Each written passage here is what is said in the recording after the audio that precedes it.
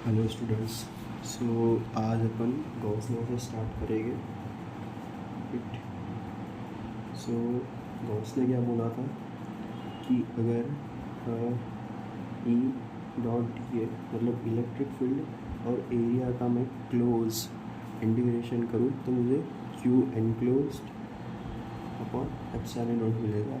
अभी ये फॉर्मूला सबके लिए वैलिड है, बट हम इसे यूज़ करते हैं highly symmetrical objects such as infinite sheet, infinite wire, point charge, spheres, etc. मतलब कि जो हाईली सिमेट्रिकल है उनके लिए हम इसको यूज़ करते हैं।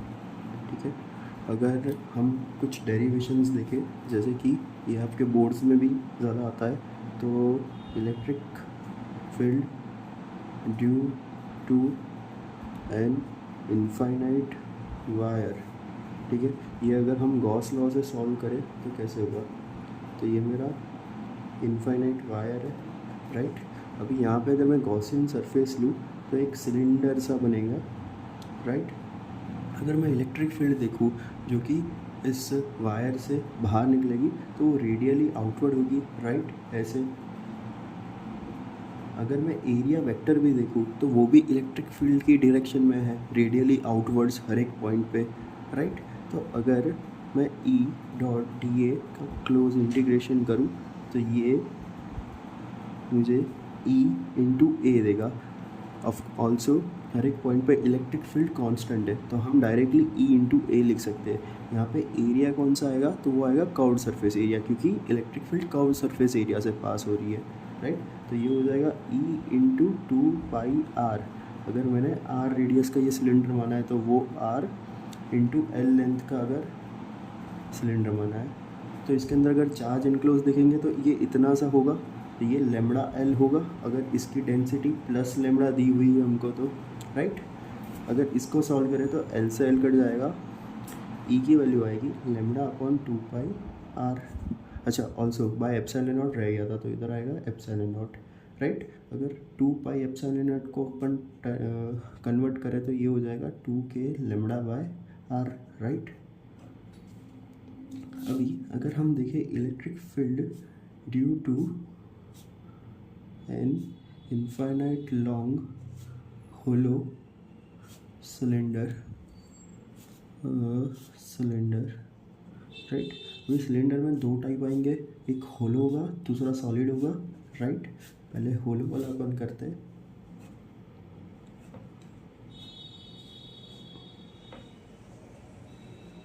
It would look like something like this, right. ये उसकी एक्सेस हो गई और ये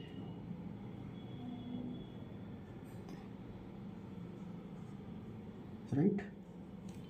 अगर यहाँ पे हम इलेक्ट्रिक फील्ड देखें, इसका रेडियस हमको कैपिटल आर दिया है, और क्योंकि ये एक 2D फिगर, एक 2D होगा, तो यहाँ पे हमको चार्ज डेंसिटी देंगे sigma coulomb per metre square, right, plus sigma coulomb per metre square. अगर मैं गॉसियन सरफेस, मतलब पहले तो अगर मैं R less than capital R के लिए इलेक्ट्रिक फील्ड निकालूँ तो मेरा गॉसियन सरफेस क्या है, कैसा बन जाएगा, ये कुछ ऐसा गॉसियन सरफेस बनेगा अंदर की साइड, राइट। यहाँ पे अगर मैं चार्ज इनक्लोज देखूँ तो वो तो ज़ीरो है, राइट, क्यू इनक्लोज ज़ीरो है। तो अगर मैं ई डॉट डी ए करूँगा, इंटीग्रेशन करूँगा, इक्वल्स टू ज़ीरो करूँगा, ई तो मेरा ज़ीरो ही आएगा क्योंकि क्लास चार्ज इनक्लोज ज़ीरो है। अगर मैं आर ग्रेटर देन आर के लिए निकालूँ तो यहाँ पे हमारा जो गॉसियन सरफेस होगा वो बाहर की तरफ बन जाएगा, समथिंग लाइक दिस, ठीक है। ये गॉसियन सरफेस हो गया। इसकी अगर मैं लेंथ की बात करूँ तो ये स्मॉल एल है और इसका रेडियस गॉसियन सरफेस का स्मॉल आर है, राइट। अगर मैं वापस इलेक्ट्रिक फील्ड देखूँ तो वो कैसी होगी, रेडियली आउटवर्ड्स होगी, राइट, ऐसे। तो अगर मैं ई डॉट एरिया, अभी एरिया कौन सा आएगा, वापस कर्व्ड सरफेस एरिया ही आएगा, तो वो कितना हो जाएगा 2πl इंटू आर। अगर चार्ज इनक्लोज में देखूँ तो वो कितना है, इतना। ये जो सिलेंडर है एल लेंथ का और कैपिटल आर रेडियस का उतना, तो ये आ जाएगा Q enclosed equals to sigma into area, curved surface area, तो ये आ जाएगा 2πr इंटू एल, राइट। अगर इसको मैंने सॉल्व किया तो e into 2πl r equals to sigma into 2π capital R L, 2πl cut जाएगा दोनों साइड से, e की वैल्यू आएगी sigma capital R upon small r। वापस यहाँ पे एप्सिलॉन नॉट रह गया था, तो इधर आएगा एप्सिलॉन नॉट, राइट। जब स्मॉल r की वैल्यू कैपिटल R होगी तो इसकी वैल्यू आ जाएगी sigma bye epsilon naught, right, जो कि एक इनफाइनाइट शीट की भी आ रही थी। अगर मुझे इसका ग्राफ बनाना है तो ये कैसा बनेगा, तो स्टार्टिंग में तो ये ज़ीरो रहेगा, ठीक है, ये r है और ये अपना e है, तो स्टार्टिंग में ये r इक्वल्स टू r तक तो ज़ीरो रहेगा, फिर यहाँ पे आएगा ये sigma bye epsilon naught, right, और उसके बाद ये ऐसे हाइपरबोलिकली डिक्रीज होगा 1/r, राइट। अगर हम सॉलिड सिलेंडर का देखें तो वो कैसा रहेगा,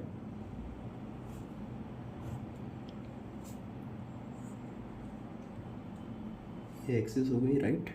यहाँ पे अगर r less than capital R है, इसका हमें r दिया, और क्योंकि ये 3D है तो यहाँ पे रो कूलम पर मीटर क्यूब आ जाएगा प्लस का, राइट।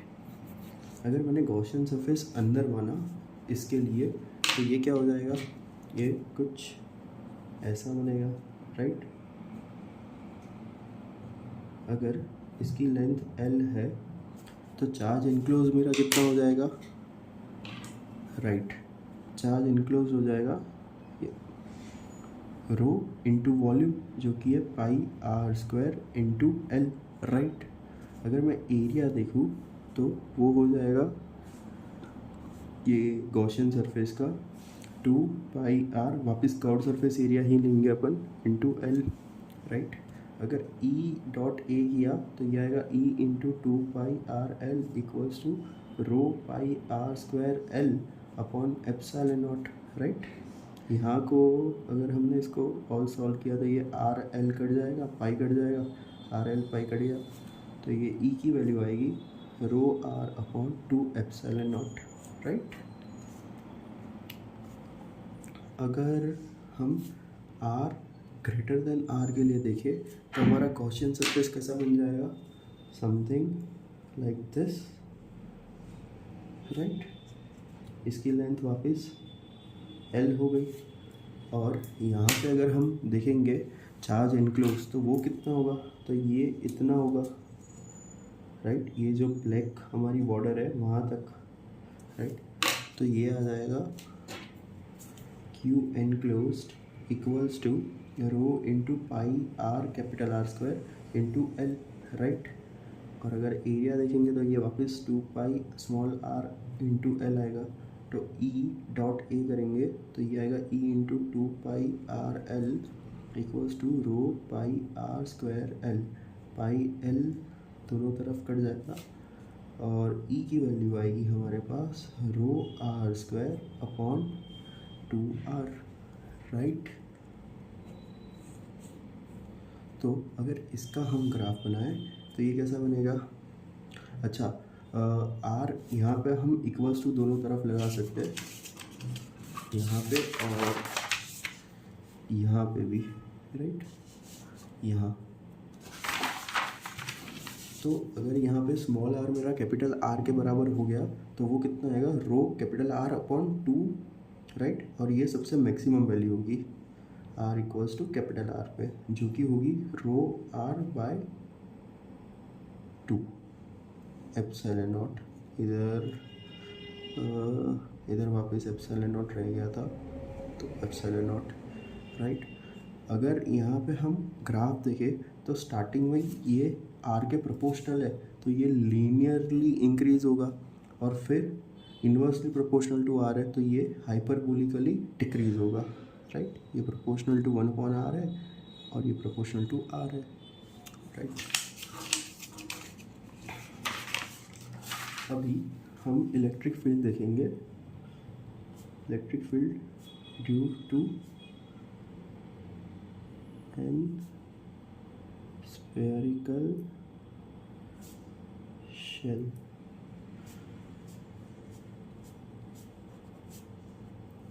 तो शेल है तो जो भी चार्ज होगा वो ऊपर की तरफ होगा, मतलब सरफेस पे ही होगा सिर्फ, राइट।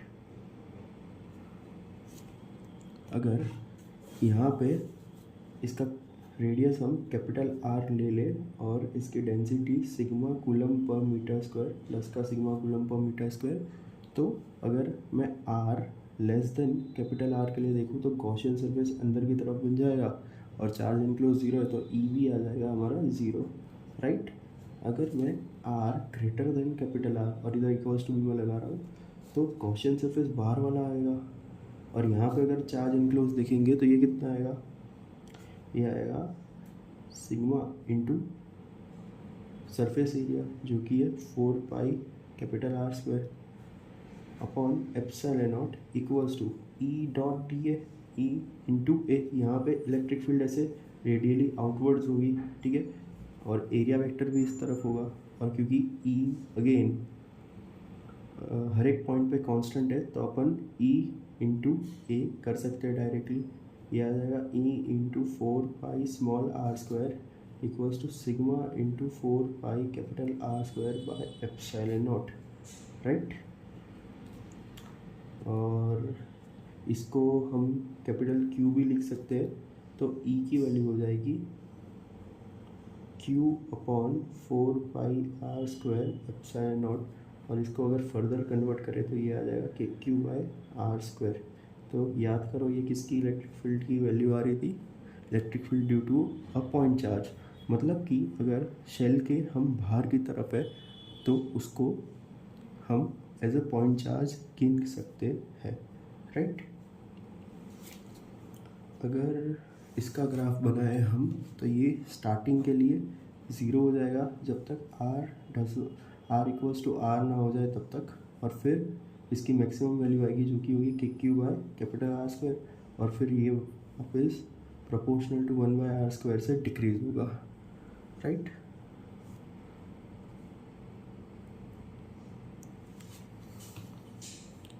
अगर electric field due to a solid sphere देखे तो ये क्या हो जाएगा, तो एक सॉलिड स्फीयर ले लिया, इसके अंदर चार्ज ऐसे यूनिफॉर्मली डिस्ट्रीब्यूटेड है, राइट। इसकी डेंसिटी अभी के लिए मैं plus rho coulomb per metre cube ले रहा हूँ, राइट। फिर इसको ऐसा होगा तो हम क्यू के टर्म्स में भी कन्वर्ट कर सकते हैं, वो मैं बता दूंगा। इसका रेडियस कैपिटल आर है और एक मैं गॉसियन सरफेस मान रहा हूँ जो कि स्मॉल आर का है, ठीक है। ये हम निकाल रहे हैं R less than capital R के लिए। अगर यहाँ पे मैं क्यू एनक्लोज देखूँ तो ये आ जाएगा हमारे पास rho into 4 pi small are का स्क्वायर।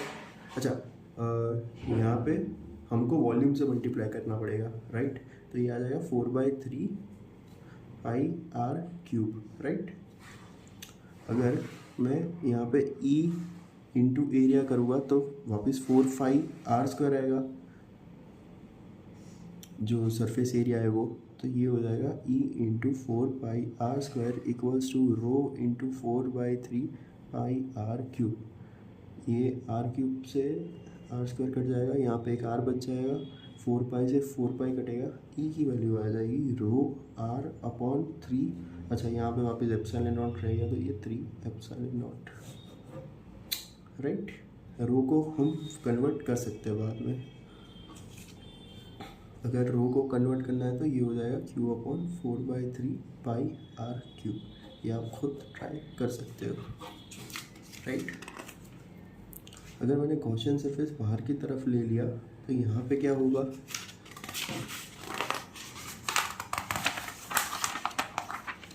गॉसियन सरफेस अगर मेरा बाहर की तरफ है तो R ग्रेटर देन मैं कैपिटल R कह सकता हूँ।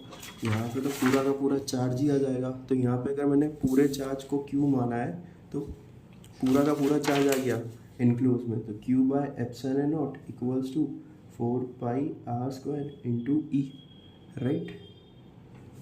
ये कितना आ रहा है, E equals to Q upon 4 pi R square epsilon naught. 4 pi epsilon naught को हम K के टर्म्स में लिख सकते हैं, तो ये हो जाएगा कि Q बाय R स्क्वायर। तो अगर सॉलिड स्फीयर है या शेल है फ़र्क नहीं पड़ता, अगर हम R के मतलब हम अगर उसके सरफेस के बाहर है तो हम उसे as a point charge calculate कर सकते हैं, राइट। अगर इसका भी हम ग्राफ देखें तो ये स्टार्टिंग में लीनियरली इंक्रीज हो रहा है, राइट। तो ये प्रोपोर्शनल टू R, यहाँ पे मैक्सिमम वैल्यू जो कि Q by capital R square होगी, और फिर ये डिक्रीज होगा proportional to 1 upon R square से, राइट। ये है R इक्वल्स टू R, ये है।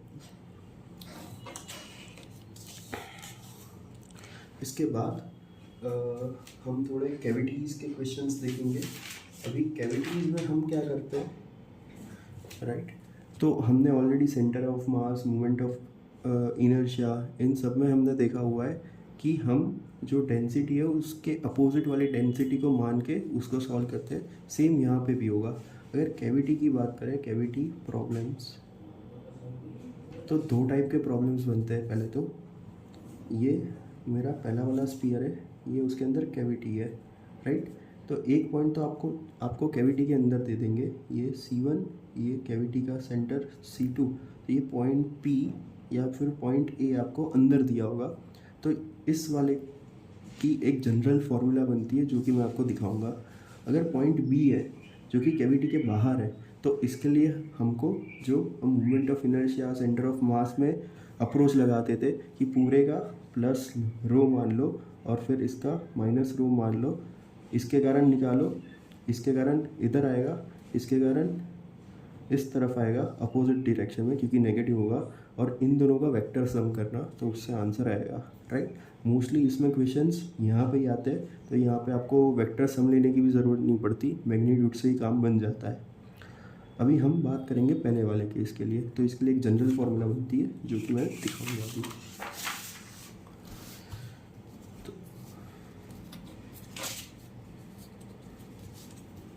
तो electric field inside the cavity of sphere, या फिर यहाँ पे लिख सकते हैं सॉलिड स्फीयर, राइट। मतलब कि ये अगर मेरा एक स्फीयर है जिसकी डेंसिटी प्लस रो है, यहाँ पे एक कैविटी मैंने की है, राइट। इसका सेंटर C1 है, इसका सेंटर C2 है, राइट। इसकी density plus rho coulomb per metre cube है। तो अगर कोई पॉइंट P यहाँ पे है तो मुझे इसकी इलेक्ट्रिक फील्ड की वैल्यू निकालनी है। तो कैसे निकालेंगे, तो पहले तो पूरे को ही रो मान लो, मतलब पूरे को ही, इधर कैविटी नहीं है ऐसा मानो, ठीक है। तो यहाँ पे इसके कारण इलेक्ट्रिक फील्ड की वैल्यू कितनी आएगी, तो ये हमने ऑलरेडी आगे डिराइव कर किया है। इसकी वैल्यू आती है rho R upon 3 epsilon naught, right. अभी इसकी डायरेक्शन देखेंगे तो ये इस डायरेक्शन में आ जाएगा, ठीक है। तो इलेक्ट्रिक फील्ड की डायरेक्शन अगर देखें तो ये आ जाएगा सिर्फ स्फीयर 1 के कारण, मतलब कैविटी के बिना के अगर हम बात करें तो वो आ जाएगा रो इंटू ये मैं C1 वेक्टर लिख सकता हूँ, right, upon 3 epsilon naught, right. ये E1 है। अगर मैं E2 की बात करूँ तो ये कितना आएगा, जो कि होगा इसके कारण, राइट। अभी क्योंकि ये negative minus rho coulomb by metre cube मुझे लेना पड़ेगा, तो इसकी डायरेक्शन इस तरफ आ जाएगी, राइट। तो ये हो जाएगा रो, इसकी अगर डायरेक्शनल वेक्टर की हम बात करें तो ये होगा C2P, तो C2P अपॉन 3 एप्सिलॉन नॉट। अगर मुझे नेट इलेक्ट्रिक फील्ड चाहिए तो मैं इन दोनों को ऐड कर सकता हूँ, क्योंकि डायरेक्शन तो मैंने ऑलरेडी ले ही ली है। तो ये आ जाएगा रो बाय 3 एप्सिलॉन नॉट, अंदर आ जाएगा PC1 प्लस C2P, राइट। इन दोनों को अगर मैंने ऐड किया मतलब ये वेक्टर प्लस ये वेक्टर, तो मुझे ये वाला वेक्टर मिलेगा। तो ये आ जाएगा rho by 3 epsilon naught C2C1 vector, right. मतलब कि अगर हम कैविटी के अंदर कोई भी पॉइंट लेंगे, वहाँ पे इलेक्ट्रिक फील्ड का मैग्नीट्यूड और डायरेक्शन दोनों के दोनों सेम रहेगी। मतलब कि अगर सपोज़ मैं यहाँ पे हूँ, मतलब मेरा चार्ज यहाँ पे है और मैं उसको यहाँ पे लेके आ रहा हूँ, तो कोई भी वर्क डन नहीं होगा।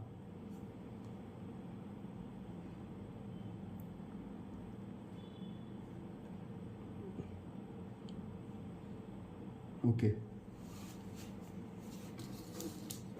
सो आगे हम देखेंगे electric field due to a cylindrical shell, right.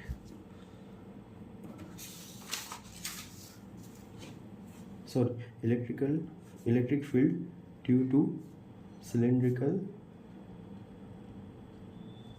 Cavity.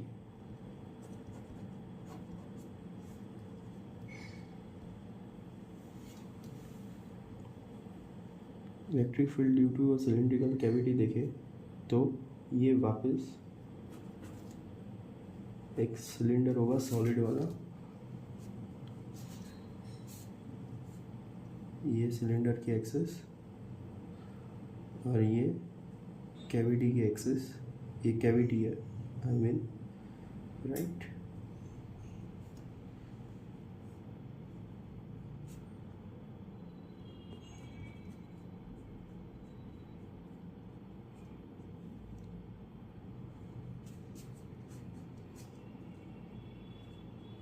तो इसका रेडियस है कैपिटल आर, इसका रेडियस है small are.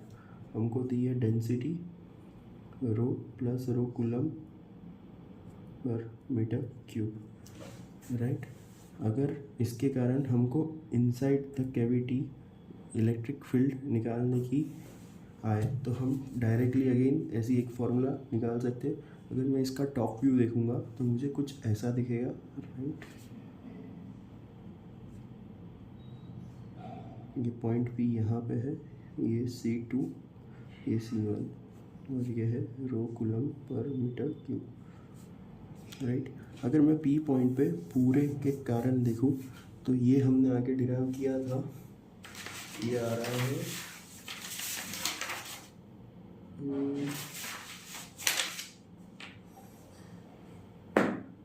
Row R by 2 epsilon naught, right. ये यहाँ पे है,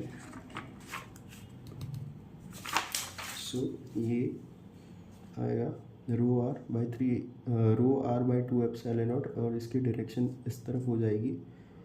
तो E1 की अगर अपन बात करें, ये आएगा रो PC1 vector upon 2 epsilon not. अगर मैं E2 की बात करूँ तो ये नेगेटिव वाला हो जाएगा, मतलब कि minus rho coulomb per metre cube मानना पड़ेगा, तब जाके ये दोनों एक दूसरे को नलीफाई करेंगे, राइट। तो ये कितना आएगा रो, अगर इसकी मैं डायरेक्शन भी साथ में ले लूँ तो ये इस तरफ आ जाएगा, राइट, इस तरफ टूवर्ड्स C2। तो ये आएगा रो C2P अपॉन 2 एप्सिलॉन नॉट। अगर इन दोनों का मैंने वेक्टर सम किया तो E1 प्लस E2 मुझे E नेट देगा, जो कि होगा rho by 2 epsilon naught PC1 plus C2P, मतलब this vector plus this vector which will give us resultant vectors this side. तो ये आएगा रो bye 2 epsilon not C2 C1। तो ये दोनों फार्मूला एक सिलेंडर की और एक सॉलिड स्फीयर की याद रखनी है कैविटी के कारण, और ये सिर्फ अप्लाई होगी इनसाइड द कैविटी, कोई भी पॉइंट हो वहाँ पे। आउटसाइड के लिए मैंने बताया।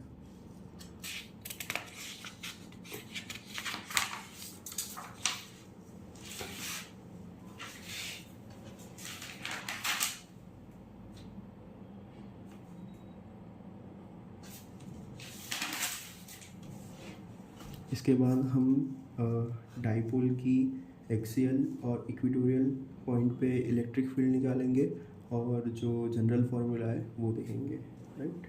तो अगर डाइपोल की बात करें तो डाइपोल पहले तो क्या होता है, तो दो सेम मैग्नीट्यूड और डिफरेंट पोलैरिटी से बनने वाला एक ऑब्जेक्ट को अपन डाइपोल कहते हैं। ये माइनस क्यू, ये प्लस क्यू, इन दोनों के बीच में डिस्टेंस डी हो जाएगा।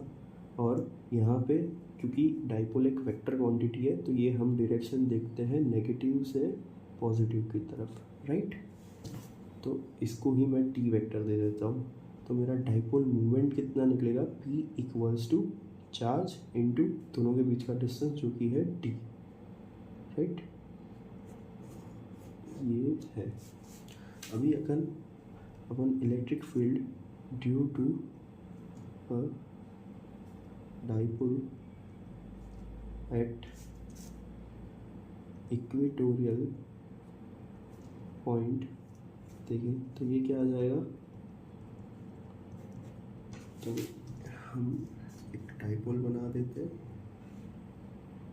ये माइनस क्यू, ये प्लस क्यू, और क्योंकि कैलकुलेशन इजी हो जाए इसलिए ये मैं पूरा का पूरा 2a ले रहा हूँ। तो ये अपना हो जाएगा a, राइट। हम सारे डिस्टेंसेस इनके मिड पॉइंट से ही मेजर करते हैं, राइट।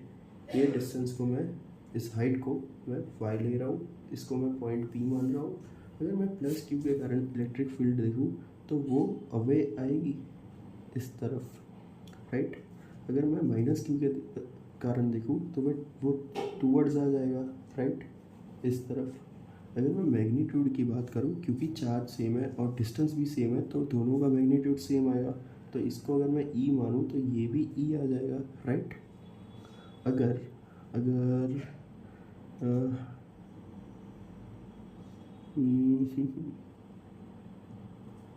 अगर अपन इसको थीटा ले तो ये 90 माइनस थीटा हो जाएगा, राइट। और ये हो जाएगा हमारा थीटा। अगर ये थीटा हो गया तो ये भी थीटा, क्योंकि आइडेंटिकल है, राइट। अगर मैं यहाँ पे नेट इलेक्ट्रिक फील्ड देखूँ, इसका मैंने इधर कंपोनेंट लिया था, ये ई साइन थीटा आएगा, इसका भी नीचे की तरफ ई साइन थीटा जो कि कट जाएगा। At the end net electric field 2e cos theta इस तरफ आएगा, राइट। तो ई नेट के अगर अभी हम मैग्नीट्यूड की बात कर रहे हैं, डायरेक्शन लास्ट में हम लगा देंगे, तो ये होगा 2e कॉस थीटा।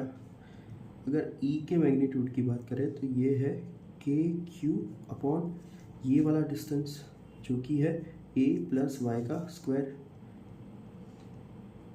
का रूट, लेकिन यहाँ पे स्क्वायर आएगा तो फिर ये a square plus Y square हो जाएगा। अगर कॉस थीटा की बात करें तो ये आ जाएगा एडजेसेंट जो कि है a अपॉन हाइपोटेनियस, तो a upon under root a square plus Y square, right. यहाँ तक कोई दिक्कत नहीं होनी चाहिए। अगर इसको हम फर्दर सॉल्व करें तो ये आ जाएगा k और यहाँ पे p का मैग्नीट्यूड, अच्छा सॉरी, अगर हम p यहाँ पे देखें तो ये हो जाएगा q इंटू 2a, राइट। तो q a और 2 दिख रहा है तो ये हो जाएगा k p upon a square plus Y square की पावर 3/2। अभी यहाँ पे क्या होता है कि जो डिस्टेंस होता है वो काफ़ी बड़ा होता है कंपेयर टू डाइपोल का जो डिस्टेंस, दो डाइपोल का जो ये वाला डिस्टेंस है a के कंपेयर में, तो y is very very greater than a। तो यहाँ पे हम a स्क्वायर को नेगलेक्ट कर सकते हैं। एट द एंड ये आ जाएगा हमारे पास kp/y³, राइट। अभी ये सिर्फ मैग्नीट्यूड आया। अगर हम डायरेक्शन भी देखें तो डाइपोल की डायरेक्शन इस तरफ है, लेकिन नेट इलेक्ट्रिक फील्ड की डायरेक्शन उसके अपोजिट साइड है। तो अपन क्या लिख सकते हैं, ई नेट, ये वेक्टोरियल फॉर्म में अगर लिखे तो ये आएगा के पी, क्योंकि नेगेटिव डायरेक्शन है पी वेक्टर के तो माइनस आगे लगाया अपॉन i³, राइट।